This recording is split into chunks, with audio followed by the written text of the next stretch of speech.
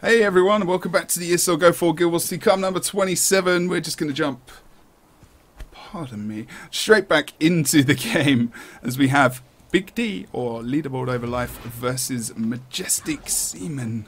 And this is going to be a pretty good game as well. We were going to go to Red Team versus Salt, but that's already started and we wanted to bring you the start of one of these games.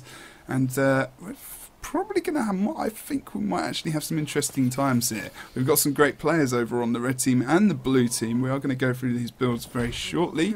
We're waiting for one more red team member, but I will start with the red team. How are you, Divok? Are you alright? I'm doing well. After that first match, that wasn't even a quarter-final, and I know. it was the plays were fantastic. I can't wait for the rest of this week, and I can't wait for the rest of this month either. Wow. There's going to be these games happening for all of the ESL tournaments all month. It's going to be great. Okay, apologies. I was on the screen there. Something a little rude came up, so I do apologise about that. And yes, exactly. It's very, very interesting at the moment this month.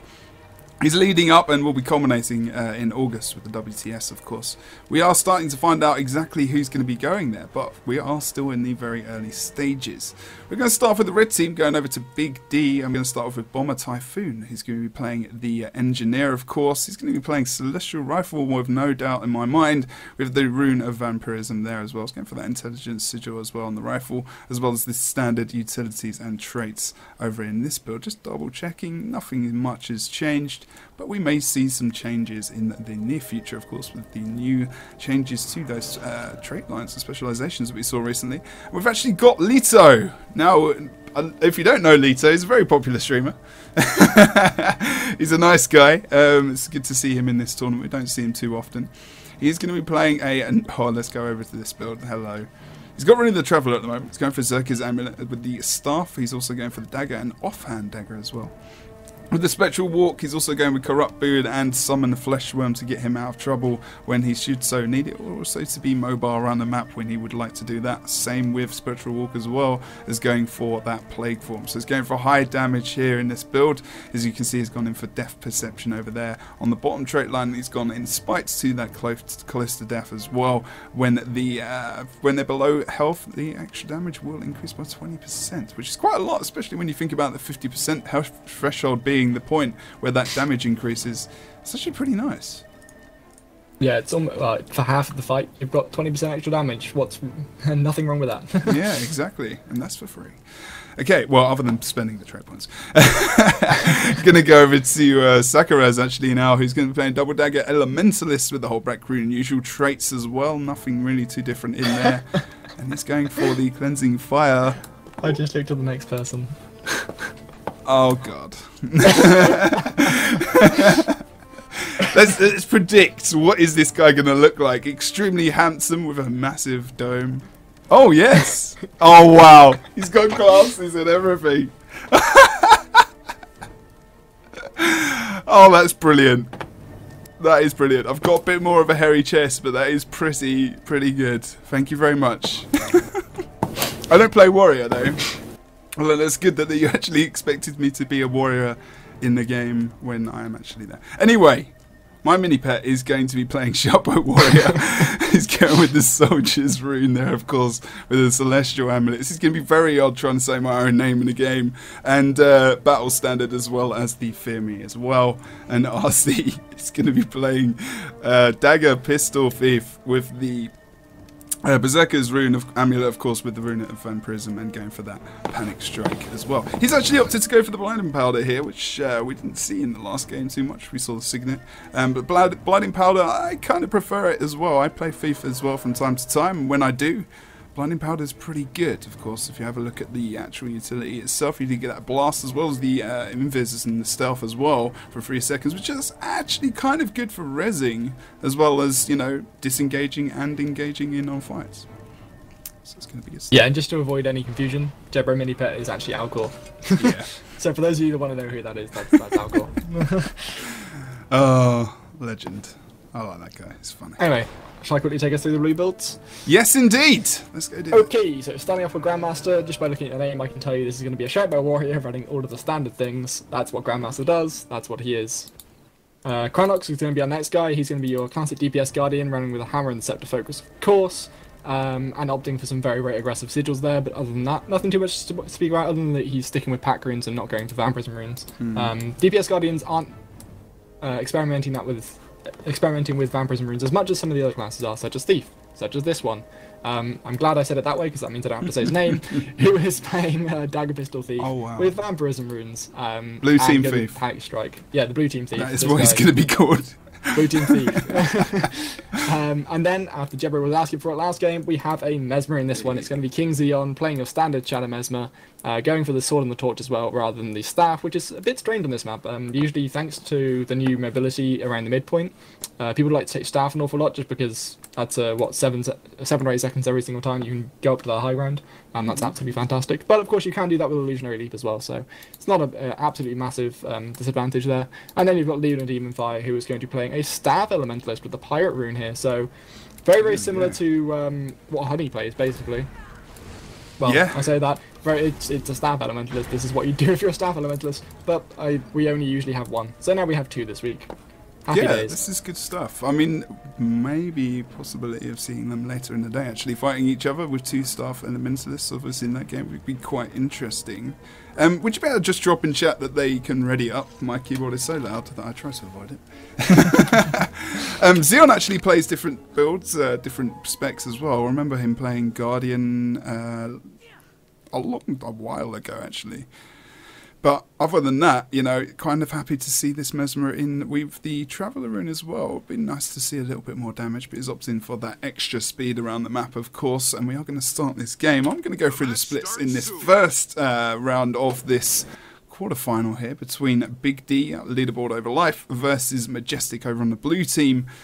Going to see how they come up into this game, whether or not we are going to see a bit of a nice, interesting split if he actually got some lag there. But I didn't. And we can see Arzi being the only one crossing throughout the entire map, actually. He's going to stealth up as well. Not needing to, unfortunately, because blue team are going to advance 4 men through that archway. They're going to send Luna in first to really bunker down and take all that damage as the DPS team from blue come in now as well. We're actually going to go into the perspective of Kranoxes. They're all stealthed, and this is really where they're going to be so strong. They're going to take Sukaros down so quickly here. By the time I finish my sentence and Lito manages to get up at the top, he's already in the down state in Nagana.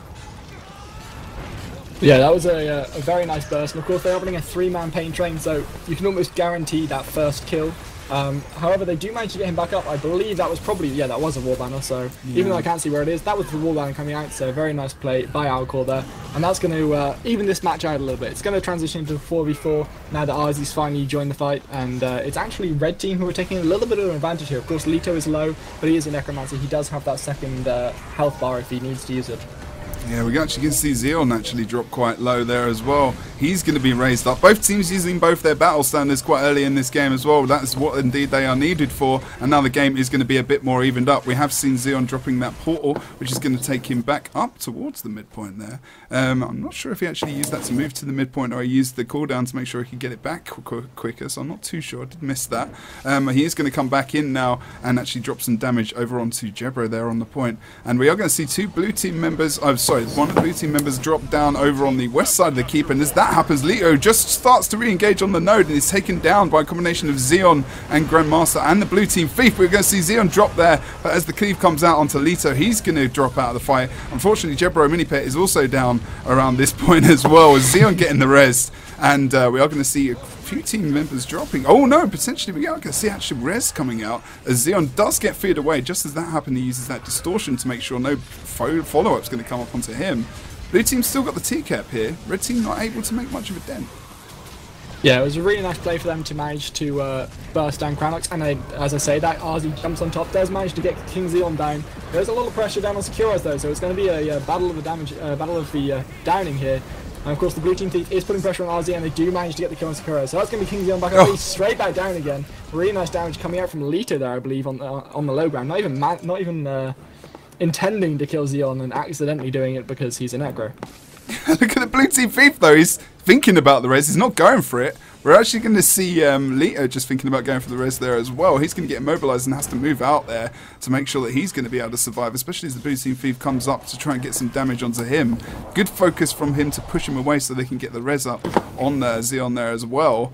And now red team need to do a bit of a regroup and a rethink here as they start to move back in for a midpoint potentially, but they are going to go over towards the henge now. Get the decap there as Cronox gets taken into the downstate over on this side of the point, and Grandmaster potentially thinking about coming in for the res, although the pressure from 2 people is very real. Cronox gets taken out there by that unicorn finisher, which flashes very annoyingly in my face. Yeah, bit of a team fight coming on over onto the henge now. Yeah, it was a very nice rotation from Typhoon and Alcor there to get the decap on this node, realising that mid-fight was definitely not going their way. They're going to push it onto this side node now, and they seem to have the pressure. Of course, they do have an engineer, so they were able to get that decap. Grandmaster's going to be left to hold on the point. Meanwhile, it's BigD that are looking to get the kill. I believe, yeah, that was just the Van Prison room proccing there for Bomber, so he's actually going to be fine. He's going to go back up to half health, and they're going to be able to re-engage on this one. They're looking to bring down Grandmaster. I'm not entirely sure that's the best target, but of course he is already at half health, and once you've taken him away, it's pretty easy to kill everyone else around him, but they have to worry about Typhoon. He's getting trained down by Cronox. He's going to go for the swamp, but the res is strong. Very nice move there by Alcor, just going straight for that res, wholeheartedly believing that he was going to get that, and saving his friend there. Yeah, in an outnumbered situation that they're kind of in there, the best thing was really to just go for the cleave and punch the guys going for the res. I mean, that would have been the best option, but, you know, trying to, a bit panicky there, just going for the down. Unfortunately, Grandmaster was away, not able to drop a ton of cleave, and obviously Warrior Cleave versus 2 guys rezzing is never going to be happy times. Cronox is probably going to go down here, does trying to relinquish some of his conditions using that meditation. He's going to get the knockback on Jebro here as Grandmaster comes in for the res. He's going to get it. Good job, good combination of actual trying to res up your player there.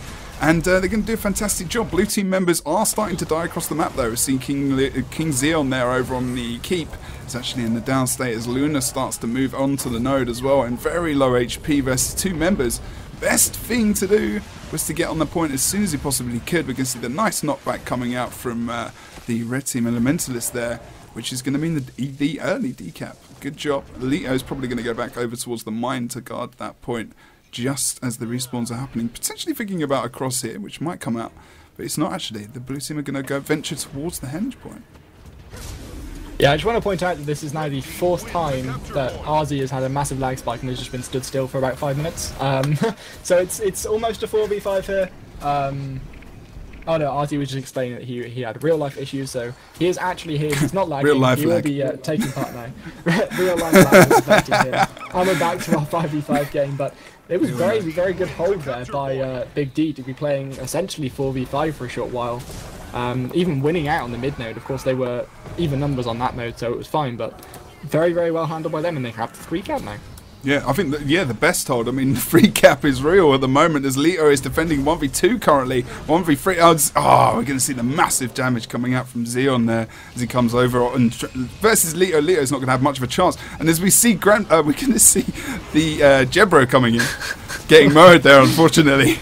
Jebro the Mower mini pet. Indeed, Jebro the mini Mower pet is going to be taken out here. A great move there from Xeon, actually. He's not going to be able to get the res on Lito, and to counter that, he brings out the Mower, which again means that Jebro is going to have to leave the fight and actually, you know, disengage. But as he does that, he's going to get taken out, and no support is going to bring him up. Sakura is trying to get him back up.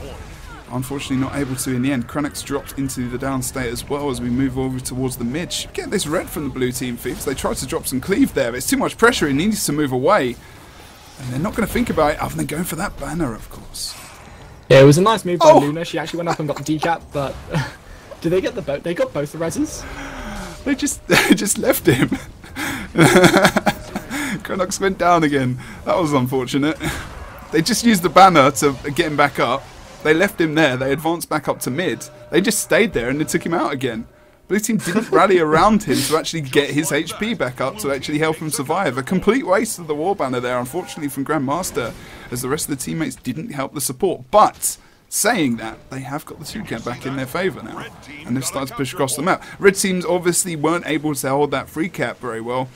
And it's, you know, something that we probably wouldn't advise you do. You don't want to try and hold a free cap, just maybe let them get the congestion on the node and attack there as they've got trying to get that focus back into the game. But not doing that, wanting to keep those 3 nodes maybe. Luna really looks like she wants to hold this point, but she has no health left against 2 people. That's not necessarily the brightest idea there, and does get knocked off point. we'll probably, yeah, we'll miss one back on, and Sakuras has already used his knockback. Here's Cranox. Is he going to be able to get the res? I don't think that's going to come through. Sakuras even using the blink. I'm not entirely sure what he was expecting Cranox to do there, seeing as he had armor birth up, but better safe than sorry, as they always say, and they're going to get that stomp through. Cranox is now going to have to hold solo against DD Elementalist. Not entirely sure he's going to be able to do that one. Already forced to pop that renewed focus, and we're probably going to see him losing that node eventually to Sakuras, or gets a very, very nice immobilize into a hammer number 2.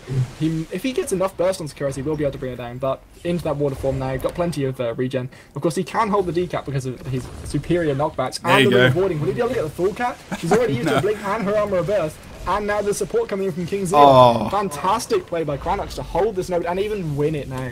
That's some brilliant DPS Guardian play coming out from this man.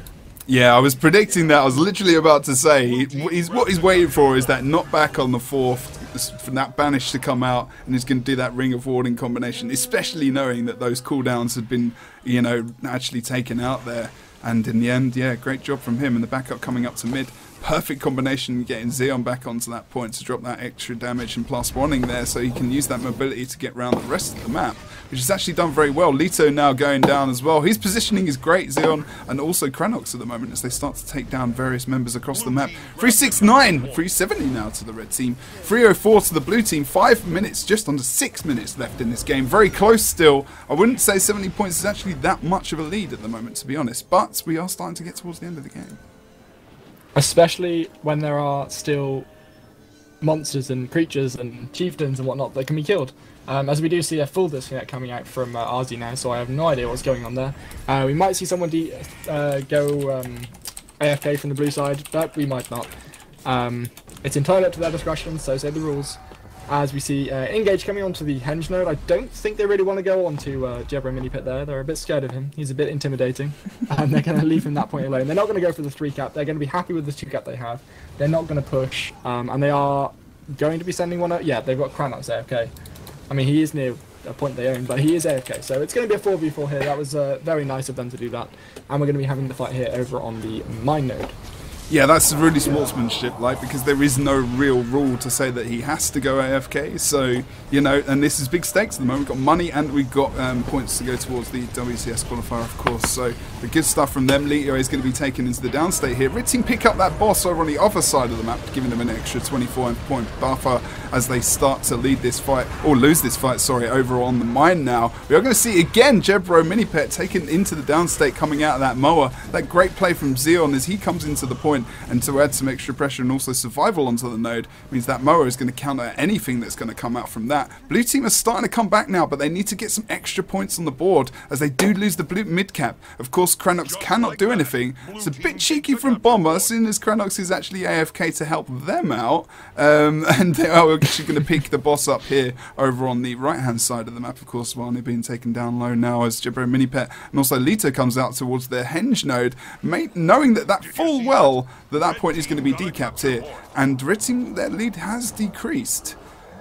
But we have seen the boss pick up over on the blue team on the other side of the map now. Blue team need to be extremely aggressive. Cranox cannot do a thing at the moment. All he can do is watch. This is so frustrating for him. He could just get involved, but of course that wouldn't be very sportsmanlike, and they're already doing a great job at the AFK currently at the moment. If they can get Lisa off node, they should be able to get this decap, but red team members start to pile onto this Henge point to make sure they secure this node. Blue team also scurrying over towards mid to try and get that decap. Don't think it's going to happen with 8 points left in the game, unfortunately.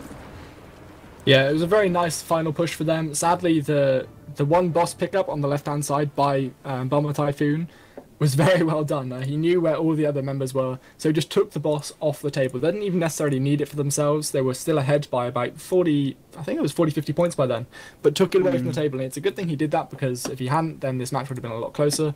It wouldn't have brought them the victory, but it would certainly have been a lot scarier for them. And they nearly lost their home node, of course. Leto trying to hold off against 2 there by himself. He's a very, very good Necro. I haven't seen him play maybe as much as I should have. I've been rather busy this week. However, his positioning, like you say, and just his general play style is fantastic. He was holding on 1 node versus 3 people. Immediately had Plague Form available, but 1 node versus 3 people for a very long period of time until his members came to help him. So very, very well played by him and very well played by the rest of the team. But sadly, it's not going to bring them the victory, and it's only BigD taking that one. Indeed. You're right about Lito. He's been playing Necro a while. He streams, but he doesn't play too much in the tournaments, actually. But yeah, very good and capable Necro player. I think we're having some problems with Arzi at the moment, and you know, Chronox being the one to AFK out of that map, unfortunately, you know, I think he was so important to exactly what they were trying to do in the game and for their comeback, you know, that, you know, in the end, it kind of sucked that he had to go AFK, because I think they actually would have come back quite heavily into that game. He was a very, very important factor. Him and Xeon being that DPS, two of their highest DPS, of course, as well as the Thief, but it was the best choice because they've got 3 DPS players. Or they had 3 DPS players. We're actually going to see Xeon. Going back onto Xeon has Wag. Back in the day when we saw these guys on Wiggy's Wicked Wang Gang. Which is what they used to be called. Some of the guys on the team. I'm glad I wasn't around. Yeah. Wag was the easier name. I don't think there's ever been a point in the Guild Wars 2 competitive scene where we haven't had very random team names in all fairness. But yeah, that's indeed exactly what the team was called back in the day. But we are waiting to see whether or not BigD are going to bring Arzi back into this, because, you know, they're going to have 4 players. If I was Blue Team, I would want to have a 5v5 rather than just having one player drop out and just going for the 4v4. But then again, that's all dependent on how sportsmanlike they want to be. But then Red Team obviously having a sub in their back pocket would also be a nice idea. I'm not entirely sure what the official ESL rules are. I assume if you are starting a new round, you have to have 5 people. I don't know. And this is why you should never ask any casters anything about ESL rules. Submit a support ticket. It's very. I mean, the thing is like Guild Wars 2 SPV Guild Wars 2 SPV players are very cool, very awesome people. So sometimes the sportsmanship will come out at the beginning again, and there might just be a 4v4, but I'm not 100% sure, especially at the moment. And Xeon's actually saying that he's going to go AFK in this game, and that's going to be the way it is. The team are going to apologise, and we're going to move on with the 4v4. But yeah. Yeah, shout out to Xeon on stream, please. Their esports saluting him, because he is a fine gentleman who is bowing out so that we can actually have this game. So yeah, everyone, your esports salutes up for Xeon. What a fantastic man. What a legend. We do need to make sure that they can start with 4v4. Yeah. Start with 4v4. We do have admins in here, I think. Yeah, so we're just waiting on a decision on that at the moment. We haven't seen many other changes. Xeon was pretty much the main change there. Going for a bit more bunkerality. Wow. It's going for Hambo. It's another new word. It's another new word. Weekly, I will bring you new words. This is the ESL Go4GW2 Cup, number 27, where we do many different things. Xeon was actually going to go over to Hambo there, but with also the battle standard as well, bringing out a lot more survival. They're just talking in map chat about possible DCs in the future. 3v3 incoming. New game mode. It's confirmed in Guild Wars 2 apparently. At the moment, he was exactly going to go for the old school Hambo build there, which we've seen a little bit more recently, actually, to be honest. Not seeing the... Yeah, a couple of teams are harking back to it. Yeah, but where's the Greatsword? I start seeing the Greatsword build coming out that I keep seeing. Yeah, the Greatsword Hammer. A couple of NA teams have started picking that up, actually. I know Tarsus for fact loves it. Just doesn't play it because Jebro's ridiculously strong. Yeah, unfortunately. I like the Greatsword play. The mobility is just awesome. Awesome. Just waiting. We're waiting. We're ready. We're not really getting any word from the admins, unfortunately. So I'm just gonna say we could probably go. Oh, we have no word from them at all. Unfortunate. So much stuff. Well, I mean, even if they do play 4v4 and they're not allowed to, we can at least cast something for a while. We can give you guys entertainment. I think so. I think that's allowed. One drop from Blue, and we can get going. That's if... we probably shouldn't have... Sorry, go on. That's if, of course, the arena's set that you can do that. Because otherwise I may have to just quickly reset the arena as well. Which might be slightly awkward. But hey ho, the merrier. Oh, we are getting some confirmation. Yes, if both teams agree, we can indeed have the 4v4.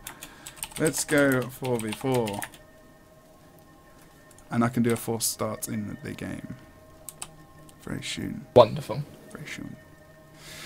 So thank you guys for joining us for the ESL Go4GW2 Cup number 27. Apologies about the delay. We've had a DC happening over on the red team. They are 1 up at the moment.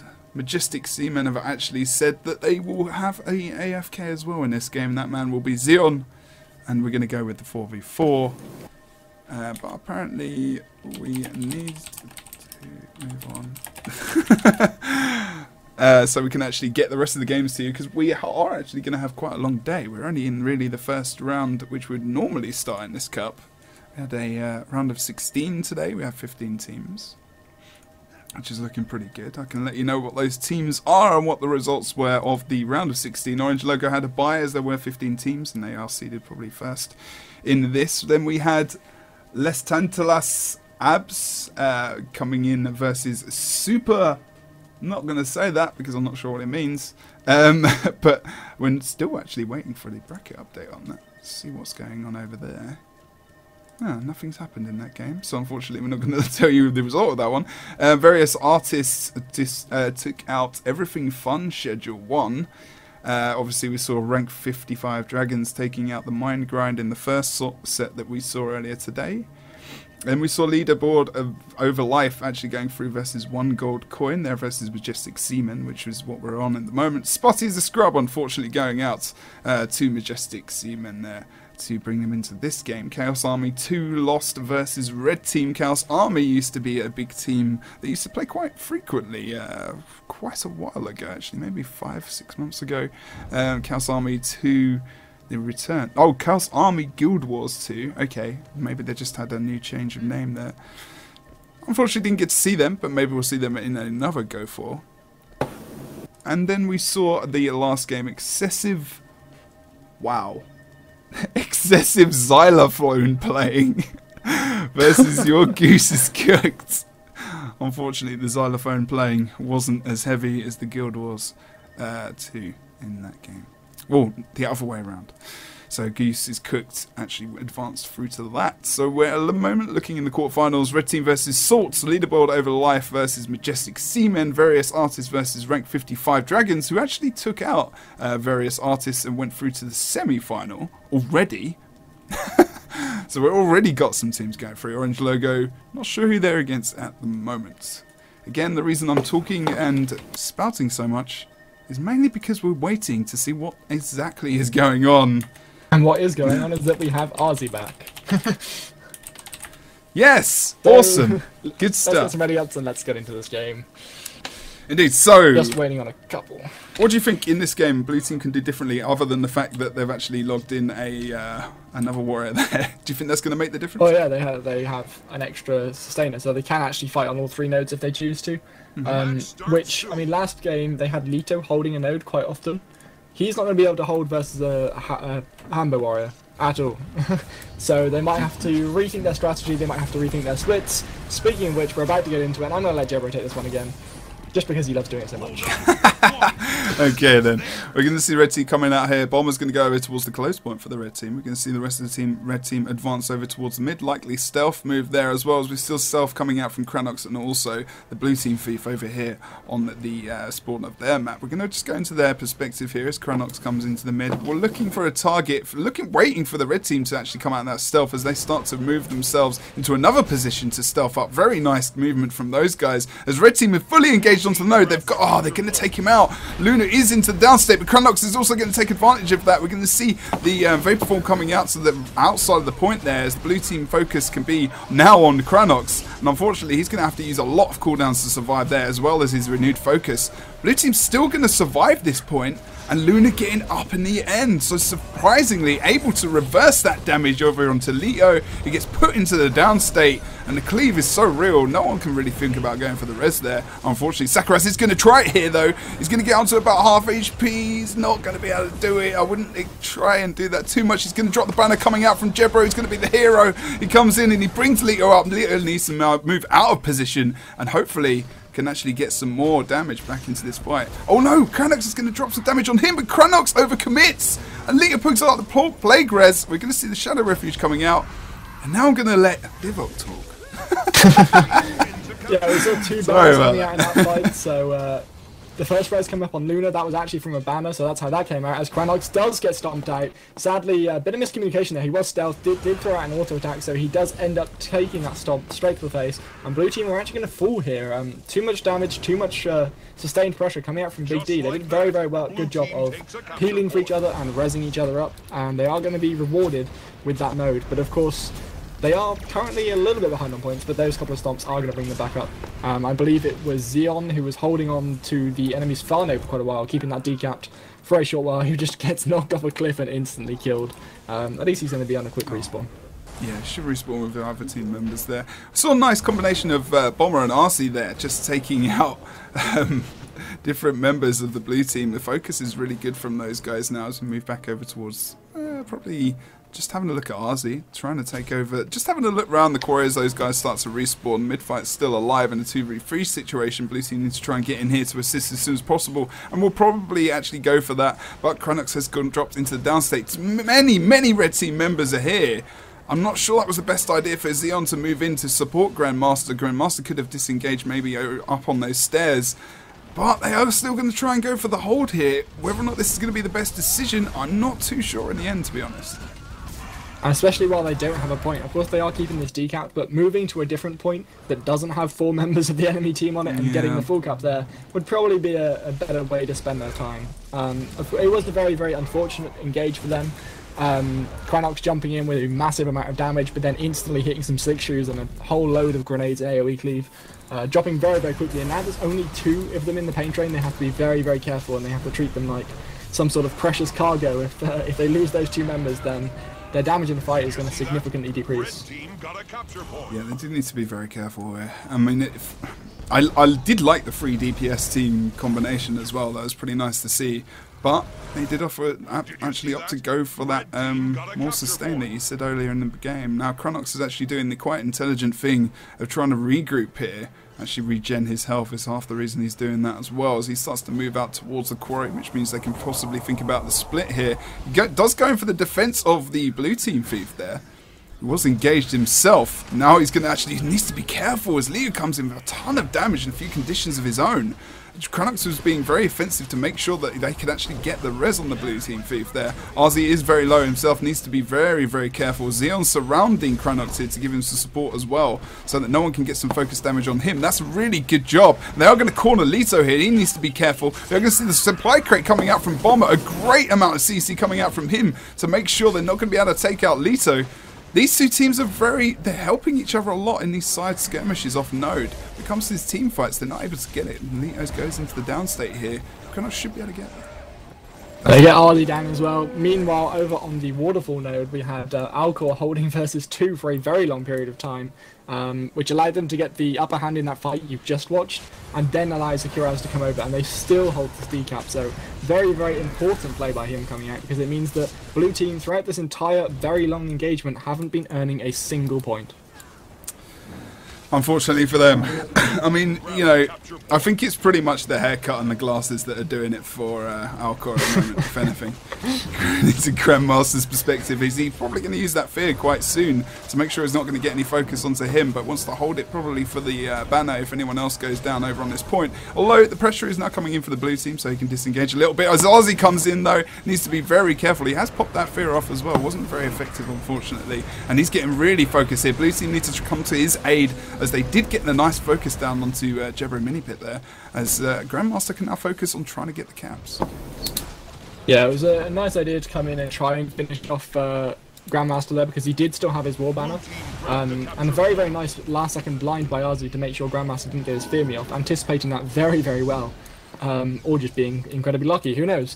But sadly losing out in that fight in the end, because they lost their own banner before they could take out the enemies And Jebro, of course, Jebro Mini Pet Alcor is offering a lot of support there as we see the fight transitioning over to mid now. Lito already in the down state, of course, as a Necromancer who doesn't have too much to defend himself. Cranox going in for the stomp again. That's the second time I've seen Cranox just go, you know what, we got Lito down, I'm going to go for the stomp. You can hit me with whatever you like, I'm going to make sure this guy is dead. And now he's paying for it because he used a lot of his defensive cooldowns on that, and now he doesn't have any now, but he's going to drop that ring of warning knowing that they're jumping on him. He's back up to full health. Some fantastic support coming out from Luna, of course. She is a staff elementalist, and you do have a blast finisher on the Guardian Hammer every few seconds, so very, very nice synergy coming out from those two. And Cranox is back at full health as a result of this, and they are getting a lot of damage in this fight. So Kuraz is going to drop, as is the blue team thief. I nearly tried to say his name there, that could have been a mistake. And you see the wall banner coming out onto the red team elementalist there, so they're going to be able to turn that around. They are going to go for the reds onto the blue team thief, but there's too much cleave, and he is a thief, so I cannot see that happening. They're still going for it though. Luna is determined to get that one, but eventually gets forced off with that res. Yeah, I mean, not nice fight over on the mid. I mean, Cranox going for that down was kind of risky as well. The Shadow Refuge just came out just a fraction of a second late. We're going to see the War Banner coming out for Luna there. It's going to get raised, and that is very important to get the Elementalist back in. Look at blue team. They're really coming back into the game now. But we're going to see Arzi going for the surprise decap over on the Waterfall. We are going to see a counter coming out. We are going to see the blue team feed potentially moving in to try and counter that. Blue do still have the midpoint at the moment, but they're not going to be able to start to really creep up too much unless they get these kills. But unfortunately, Cranox down there as well gives away another 5 points and the advantage that they had kind of on this node. So now they need to make sure they get some... Oh, don't stop losing players, which unfortunately is exactly what happened to Xeon as he goes into the downstate. Grandmaster double checking to see if he's got banner. He hasn't. And we're going to see him dropped out of the fight as well. And this is where blue team are starting to lose it a little bit. They are going to get that cap back over on the waterfall. Cranox is going to respawn as well. They've still got Xeon to come out. All blue team members are heading towards this midpoint. Yeah, they might just start trying to feed the fire here. If they can keep it contested and they can keep this going, doesn't matter if they're losing players, they're winning on points. They've got this 2 cap, they're not too far behind, and especially seeing as Legacy of the Foe fight, they can just be aiming for 350, doesn't matter how many players they've lost, and then group up as 5 on a respawn and go for Lord. And they certainly have that potential with DPS Guardian and a Thief.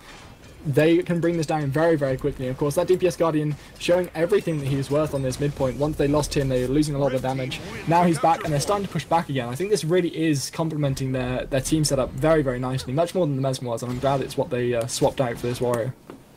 Yeah, I mean, we saw it in the progress of the actual fight as well while you were talking. We saw Alco actually getting the decap there, so good rotation from him on the red team, not to outnumber too much and actually get some advantage back on the map. But we saw the counter of that, of the blue team thief coming over for the decap over on the quarry and actually kind of winning that fight 1v1 with Arzi. Arzi had to actually back off there, and now we're going to see the backup coming from Luna, who can bunker down on point, and the thief can focus now on the damage over onto Lito. Not sure that's going to be the best combination of players for red to bring in to this point, but if they do bring the blue thief down, they are probably going to be able to win it, and there's a ton of damage there. He needs to just disengage for now and let Luna possibly bunker down on node. Oh, look at the blue team thief comes back in with some nice damage, and they can just cleave up and drop that poison down on the point as well. Nice little knockback from Luna would be really good around now. Has she got anything? She's not in that achievement at the moment. They have been able to knock down Lito here with that awesome script finisher. Moving into mid, they should be able to pick up the quarry and the 2 cap and come back into this, but red team do of course have that advantage of now hitting 350 points. Yeah, and of course that fight over on the quarry node did pull 2 people from blue team over there and away from this, and Xeon was left to defend alone versus 2. Grandmaster joined him, but then it was versus 3, and now Cranox is pretty much alone, so they've lost 2 players to this, well, 1.5 players to this already, and Cranox is taking a lot of pressure using a lot of his defensive cooldowns here, so yes, they won that node, yes, they still have the 2 cap, but they're losing a lot for it. But Arzi jumping in and getting burst down immediately. Some fantastic damage coming out from them, and Cranox is going to be able to... Oh, no, I spoke a little bit too soon. Not quite going to be able to get the res, but he will be brought up now with the death of Arzi. Nice. Okay, maybe they're able to come back into this now. Hopefully for blue team at the moment. Majestic doing a good job of coming back into the game, but now losing that 2 cap. If they hit 350, I do think we might try and see a Lord play here. Maybe sensing that they can't hold these points as well. We get very close into the map now. Red team doesn't look like they might be thinking about a Lord move. They're kind of moving towards... we did have 2 players moving towards the waterfall. I don't think they're going to think about this here. They do have the Necro, of course. If they had a bit of a lich, they could go for quite a fast Lord kill there, but they're not going to. They're opting for keeping the side nodes. Blue team just needs 6 more points. They are starting to send players over towards the quarry now. Cranox, Xeon, and Grandmaster. They could do with a Thief over here. If they could pick up the kill quite quickly, they could start to move. There we go. We're going to see the blue team Thief starting to move out now. The rest of the blue team are going to start going for the Lord kill. We are going to see a rush for that boss, of course. We have got Alcor over towards the waterfall point now. He knows what's going on. Bomber's going for the D-cap mid, but that's not the important thing at the moment. They've got the 2-cap. He's just going to race back towards the point now. We are going to try and get the focus on the Lord, see if the blue team are going to be able to pull out a cheeky Lord kill at the last minute of the game, which would be very, very interesting. Thank you for the target. That's very nice. You see the boss drop to about 90% health now. I see the swirling mins coming out from the NPCs as we move on to the boss. Not much damage, and actually can see the blue team Thief drop very low early on. 472 points to red team as they start to continue towards 500 in the win. We are going to see the blue Thief go down. Red Lord's HP hasn't moved at anything. We're waiting for the burst. Come on, guys. Let's bring this burst to the party. We're seeing down to about half HP now. It's starting to go down a lot lower as we see the red team Lord is dropping really low. It's down to about 30%. No one interrupts the heal. And the blue team start to drop as we see the blue team Thief go down. And we see the red team reach 500 points in that dramatic defense that brings them the second win and their advancement into that semi-final. And that is why, ladies and gentlemen, that a Lord Rush is not always a guaranteed win. If you rotate well enough, and this is why we always pick it up when they don't do it. If they don't rotate, then that Lord is going to die and they're going to win. If you rotate with, I think they only had 3 or 4 of their members there, you're just going to clean house. I mean, I think they sensed it was their only option, but they just didn't have the burst there in the end. If they'd had their like Mesmer, well, maybe they wouldn't have been in that situation in the first place, but that could have gone differently. But in the end, you know, great defense from red team, really pulling it back there. Not going to say it was the baldness that won the game. Maybe next time. Anyway, right, so semi-final time. We're going to drop to a break quickly. But otherwise, is there anything else you want to say before we go to a break? No, just fantastic play by everyone. Thanks for all of the people sticking with us through the 4v4, 4v5 scenario and all of that jazz. Luckily, we were able to bring you a 5v5, and thanks, of course, to Xeon, who was happily going to bow out if we needed to do a 4v4. But otherwise, stay in tune, because we've got a pretty decent semi-final coming for you pretty shortly. Indeed, guys. We'll see you very soon. Thanks for joining us for the ESL Go4GW2 Cup number 27.